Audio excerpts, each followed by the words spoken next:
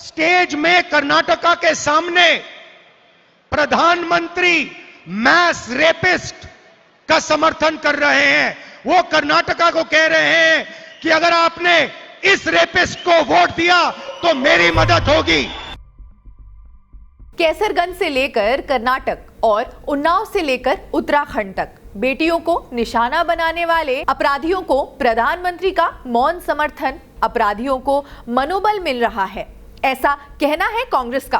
क्या मोदी के राजनीतिक परिवार का हिस्सा होना अपराधियों के लिए सुरक्षा की गारंटी है?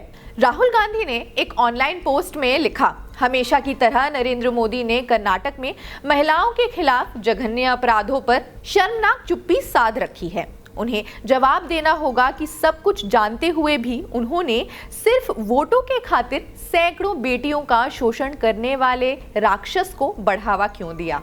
इतना बड़ा अपराधी इतनी आसानी से देश से कैसे भाग गया? चलिए, सवाल महत्वपूर्ण है, लेकिन आगे बढ़ते हैं। प्रधानमंत्री का मौन समर्थन अपराधियों का मनोबल बढ़ा रहा है। क्या मोदी के राजनीतिक परिवार का हिस्सा होने का मतलब है अपराधियों के लिए सुरक्षा की गारंटी? मैं पूछना चाहती हूँ, मोदी जी क्या कहते हैं इसके बारे में? क्या कहते हैं हमारे प्रधानमंत्री इसके बारे में? हमारे गृह मंत्री क्या कहते हैं इसके बारे में? कुछ समय पहले 3 दिनों के लिए मैं अपनी बेटी से मिलने गई। प्रधानमंत्री जी, गृह मंत्री जी बोलने लगे कि प्रियंका गांधी विदेश में गई है। जहां मैं जाती हूं इनको पता चल जाता है, जहां विपक्ष के नेता जाते हैं इनको पता चल जाता है। लेकिन इस तरह का अपराधी, इस तरह का राक्षस इस देश को छोड़ के चले जाता है और इनको पता नहीं चलता। अपने संबोधन के दौरान वो महिला मतदाताओं तक पहुंची और दावा किया कि भाजपा ने महिलाओं के लिए कुछ भी नहीं किया है। इसके अलावा उन्होंने मुख्यमंत्री हेमंत बिस्वा शर्मा पर भी निशाना साधते हुए दावा किया कि पूर्व कांग्रेस नेता के खिलाफ बड़े आरोप थे और जब वो भाजपा में शामिल हुए तो वे आरोप गायब हो गए। भाजपा वॉशिंग मशीन की बदौलत ही चल रहा है। इसके अलावा आपको आगे बताते हैं कि जेडीएस के सांसद और उसके हासन के ही उम्मीदवार हैं प्रज्वल रेवन्ना। उन पर यौन उत्पीड़न का गंभीर आरोप लगाने वाले अश्लील वायरल वीडियोस ने राष्ट्रीय महिला आयोग यानी कि NCW पर कई सवाल खड़े कर दिए हैं। सवाल इसलिए उठे हैं क्योंकि प्रधानमंत्री चुप है।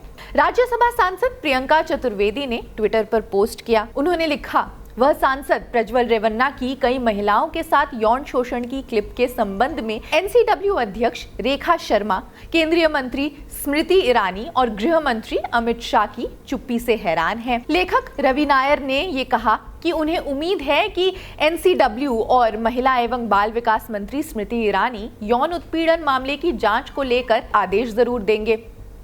कर्नाटक सरकार ने हासन के सांसद प्रज्वल रेवन्ना से जुड़े इस सेक्स स्कैंडल की जांच के लिए रविवार को एक विशेष जांच दल का गठन किया था। अन्य 2 सहायक पुलिस महानिरीक्षक सुमन डी पेनेकर और मैसूर की पुलिस अधीक्षक सीमा लाटकर हैं। अब कर्नाटक सेक्स स्कैंडल मामले में सैकड़ों वीडियोस सोशल मीडिया पर वायरल है। इसी बीच कांग्रेस नेता और राज्य सरकार में मंत्री प्रियांक खड़गे ने कहा, अगर प्रज्वल रेवन्ना देश छोड़कर भाग गए हैं तो उनकी मदद भाजपा ने ही की है। वो आगे कहते हैं, भाजपा जेडीएस को प्रज्वल के बारे में पता था। प्रियांक ने कहा कि भाजपा के कई नेताओं को रेवन्ना के यौन शोषण के मामले में पहले से ही पता था, लेटर मिले थे। इसके बावजूद उन्हें लोकसभा चुनाव का टिकट दिया गया। हुबली मर्डर केस के बारे में ये बहुत आक्रामक जरूर रहे थे। अब इस मुद्दे पर इन्होंने चुप्पी क्यों साध ली है? ये लोग हर सिटी, हर गांव में प्रोटेस्ट क्यों नहीं कर रहे हैं? चलिए अब आपको बताते हैं जो पीड़ित महिला कहती हैं। प्रज्वल का ऐसा खौफ था कि उनके आते ही हम स्टोर में छिप जाते थे। पीड़िता का आरोप है कि प्रज्वल बेटी को वीडियो कॉल कर अश्लील बातें करता था। महिला ने अपने और परिवार की जान को खतरा भी बताया है। पुलिस ने महिला की शिकायत पर धारा 354A, 354D, 506, 509 में केस दर्ज किए हैं। पीड़िता ने रेवन्ना और प्रज्वल पर 2019 से 2022 तक यौन शोषण करने के आरोप लगाए हैं। 26 अप्रैल को हासन लोकसभा सीट पर वोटिंग के बाद प्रज्वल जर्मनी चले गए। प्रज्वल को जेडीएस ने टिकट देकर हासन पर दोबारा प्रत्याशी बनाया है। देवेगौड़ा की अगुवाई वाली जेडीएस एनडीए में भी है। एसआईटी ने एक महिला की शिकायत के आधार पर ही अब आरोपी प्रज्वल रेवन्ना और उनके पिता एचडी रेवन्ना को भी नोटिस जारी कर दिया है। चलिए, ये पहली बार नहीं है कि सत्तारूढ़ दल यानी कि भाजपा या इसी मामले से जुड़े कई मुद्दे सामने नहीं आए हैं। कोई राजनीतिक दल यौन उत्पीड़न के आरोपों को लेकर विवादों में रहे हैं। भाजपा में ऐसा पहली बार नहीं हुआ है। मार्च 2017 मध्य प्रदेश के मुरैना में बीपीएल कार्ड दिलाने में मदद का वादा करने के बाद एक दलित महिला के कथित तौर पर सामूहिक बलात्कार करने के आरोप में भाजपा नेता भोजपाल सिंह और उनके 2 सहयोगियों पर मामला दर्ज किया गया था। फरवरी 2017 गुजरात भाजपा नेता और वडोदरा में निजी स्वामित्व वाली पारुल यूनिवर्सिटी के संस्थापक अध्यक्ष जयेश पटेल 66 वर्ष के हैं। उन पर यूनिवर्सिटी की 22 वर्षीय नर्सिंग छात्रा के साथ बलात्कार का मामला दर्ज किया गया था। जनवरी 2017 काशीमीरा से भाजपा पार्षद अनिल भोसले पर 44 वर्षीय विवाहित महिला के साथ कथित तौर पर बलात्कार और अप्राकृतिक यौन संबंध बनाने का मामला दर्ज किया गया था। दिसंबर 2016 की बात करते हैं। मध्य प्रदेश के बैतूल जिले में एक आदिवासी लड़की के साथ एक स्थानीय भाजपा नेता और उसके 5 साथियों ने कथित तौर पर सामूहिक बलात्कार किया, क्योंकि उसने उसके खिलाफ दर्ज कराए गए छेड़छाड़ के मामले को वापस लेने से इनकार कर दिया था।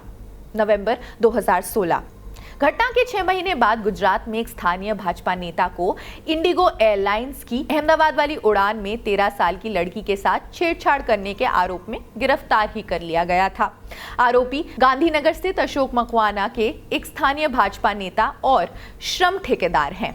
जुलाई 2016 उत्तराखंड पुलिस ने भाजपा नेता हरक सिंह रावत के खिलाफ एक 32 वर्षीय महिला द्वारा बलात्कार और उत्पीड़न के आरोप में शिकायत दर्ज करने के बाद मामला दर्ज किया था। सितंबर 2015 दिल्ली की एक अदालत ने फरीदाबाद के एक होटल में 30 वर्षीय महिला को कथित तौर पर नशीला पदार्थ देने और उसके साथ बलात्कार करने के मामले में गुड़गांव के भाजपा नेता उमेश अग्रवाल और 2 अन्य पर मुकदमा चलाया था। अगस्त 2014 में असम की एक नाबालिग लड़की के यौन उत्पीड़न और तस्करी के मामले में मध्य प्रदेश के भाजपा नेता हामिद सरदार और एक महिला सहित 5 अन्य को गिरफ्तार किया गया था। खैर, इस खबर में बस इतना ही।